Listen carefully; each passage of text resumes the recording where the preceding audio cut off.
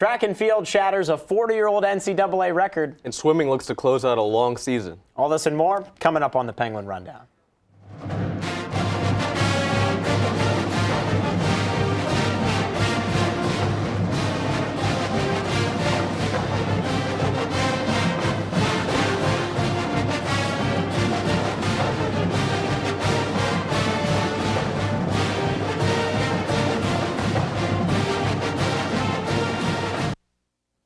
What's up, Penguin Nation? Welcome back to another edition of the Penguin Rundown. I'm John Schiraldi alongside Corey McCray. Core, it is great to be sitting up with you here with you once again talking about some YSU sports. Same to you, especially when we have a lot to talk about, especially with Chad Zalo's impressive performance in New York and then women's basketball getting back on track. You know what you haven't mentioned yet? I have a new Penguin tie, and you haven't said a single word about it yet. In fact, I haven't gotten a lot of compliments on it from people around the show. But you know what? That's okay, Core. Before we get into any more about this wonderful tie or about Chad's record-breaking performance, let's talk about some women's basketball. Let's get to it. After losing its first five contests, the women's basketball team would look to rebound against UIC. Let's take you inside the UIC pavilion. And here we find Taylor Toney, who'll get the steal and take it down the court for the early deuce. And Allison Smolinski here, she finds Jenna Hirsch in the corner for three, but a quick answer by UIC. Tyra Carlson-Handberg hits the three there, part of a 12-0 run, and then in the third quarter, Melinda Trimmer, as you see there with the three. Back and forth affair, as you see Terry Bender and Katara Etheridge working there. But late in the fourth, Allison Smolinski hits a timely three towards the end of regulation. However, Terry Bender gets her own rebound, puts it back in. We're going to overtime. But Allison Smolinski here, a microcosm of what was to come in overtime, as YSU would get the win here by a score of 65-59. Taking a further look, another impressive performance for Allison Smolinski as she would score 14 of her 20 points in the final 11 minutes. Career night for sophomore Melinda Trimmer. She also finished in double figures with 11. The Penguins will play its final two Horizon League road contests before coming home to a 4-game homestand. Good luck to Coach Barnes and the entire team. February has not been kind to the Youngstown State men's basketball team. After winning 2 of the final 3 games in January, the Penguins lost back-to-back home games to open the month. Thursday, YSU hosted the second-ranked Oakland Golden Grizzlies. Oakland used a 24-9 run to open the second half to pull off the 90-76 win. That didn't stop Francisco Santiago and Devin Haygood from having career nights. Haygood was a force down low, scoring a career-high 21 points while going an incredible 9-for-11 from the field and pulling down 9 rebounds. Haygood now sits second overall in the Horizon League in terms of field goal percentage, shooting nearly 63% from the field. Cisco would also set a career high and lead all scorers with 26 points on 11-for-18 shooting. His 5th 20-plus point outing of the season. The junior also dished out 3 assists, his 12th straight game with at least that many. Cisco also is tied with Oakland's Stevie Clark for first in the conference, averaging nearly 5 assists per game. Now Saturday, YSU looked to bounce back versus Detroit Mercy. Again, a second-half run proved too much for the Gwins. The Titans used a 12-0 advantage in the first 3 minutes of the second to cruise to a 90-80 win. After the game, head coach Jory Slocum didn't mince words with his thoughts on the week's effort. Disappointed, obviously, in this whole week effort. Take care of business tonight. You're right in a good spot in the league. You're 5th. Playing a bunch of teams ahead of you. I thought our defensive intensity was lacking tonight. Very disappointed in our effort.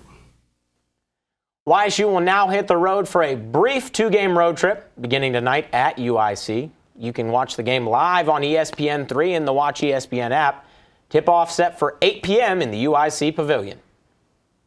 It was a busy weekend for the track and field team as they hosted the YSU National Track and Field Invitational in the Watts last Friday, while 5 other members of the team traveled to New York to compete in the Armory Track Invitational.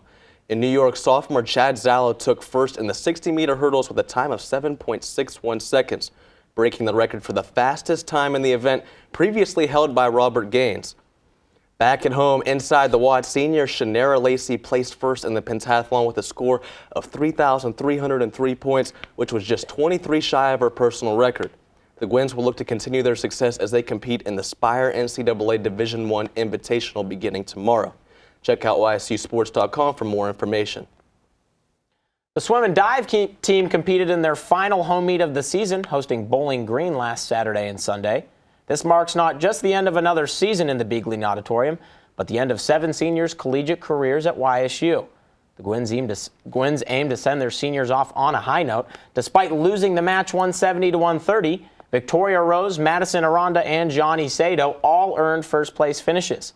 For the dive team, senior Beck Stafford placed second in both the 1 and 3 meter dives. Stafford has been a featured diver for the YSU team, earning 3 letters since the start of her career in the fall of 2012. Beck and her teammates will be in action next at the Horizon League Championship in Chicago on February 23rd. This past Friday, the men's tennis team fell 4-1 to Weber State at the University of Nevada, Las Vegas Fertitta Tennis Complex. Senior Mitch Morosker led the team with 6 wins. Competing again on Saturday, the team dropped both matches against UNLV and New Mexico State. Going into Sunday, the Penguins picked up a 6-1 win against the University of California, Riverside. Leading the team was senior Mitch Morosker and the freshman Thomas Rodriguez. With a 6-2 score in singles play, the Gwins won 5 out of 6 matches. The men's will be back in action on February 17th when they face off against Toledo and St. Bonaventure at the Boardman Tennis Center. On the women's side, the team will head to Las Vegas tomorrow. For more information, check out YSUSports.com. The Youngstown State softball team is just 1 day away from starting the 2017 season at the Kickin' Chicken Classic at Coastal Carolina University. Boy, that is a mouthful. Prior to opening day, players and coaches gathered for their annual preseason press conference where head coach Brian Campbell laid out his expectations for the team in this early part of the season. Nice part is we have 17 returners from last year's team, 6 of them being seniors.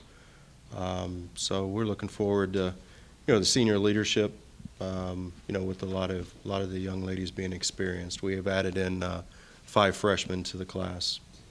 It's just putting everything together as a team is what we're looking for. We understand that when we head down there this weekend that Alabama's been on their field all spring here.